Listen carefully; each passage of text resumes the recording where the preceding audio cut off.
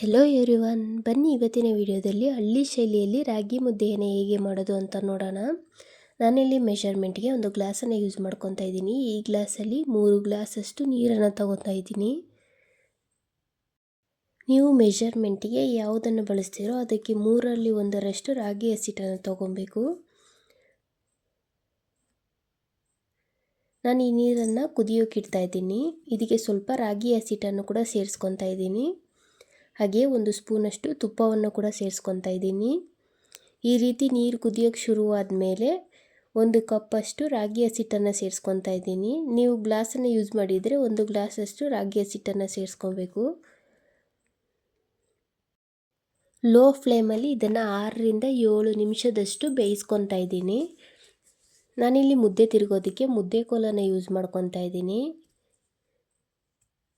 ಇದನ್ನು ಬೈನೆ ಮರದಿಂದ ಮಾಡಿರೋದು. ಹಳ್ಳಿ ಕಡೆಗಳಲ್ಲಿ ಮುದ್ದೆ ಕೋಲು ಅಂತಲೇ ಕರಿತೀವಿ. ಇದನ್ನು ಈ ರೀತಿ ಇಡೋದ್ರಿಂದ ನೀರು ಮೇಲೆ ಉಕ್ಕಿ ಬರೋದಿಲ್ಲ. ಇದಕ್ಕೆ ಸ್ವಲ್ಪ ಉಪ್ಪನ್ನು ಕೂಡ ಸೇರಿಸ್ಕೊತಾ ಇದ್ದೀನಿ. 6ರಿಂದ 7 ನಿಮಿಷ ಕಳೆದ ಮೇಲೆ ಇದನ್ನು ತಿರುಗಿಸ್ಕೊತಾ ಇದ್ದೀನಿ. ಗಂಟಿಲ್ಲದೆ ಇರೋ ರೀತಿ ನೀಟಾಗಿ ಹೊಡ್ಕೊಂಬಿಟ್ಟು ಮತ್ತೆ ಒಂದು 5 ನಿಮಿಷದಷ್ಟು ಹಾಗೆ ಮೇಲನ್ನು ಸ್ವಲ್ಪ ನೀರನ್ನು ಸವರಿ ಒಂದು ಪ್ಲೇಟನ್ನು ಮುಚ್ಚಿ ಲೋ ಫ್ಲೇಮಲ್ಲಿ ಇಟ್ಟು ಬೇಯಿಸ್ಕೊತಾ ಇದ್ದೀನಿ. ಒಂದು 5 ಸೆಕೆಂಡು ಇಲ್ಲ 10 ಸೆಕೆಂಡ್ ಇದ್ದರೆ ಸಾಕು. ನಂತರ ಇದನ್ನು ಗಂಟು ಹೊಡೆದು ತಿರುಗಿಸಿ ತೆಗೆದ್ರೆ ನಮ್ಮ ಮುದ್ದೆ ರೆಸಿಪಿ ತಯಾರಾಗಿದೆ.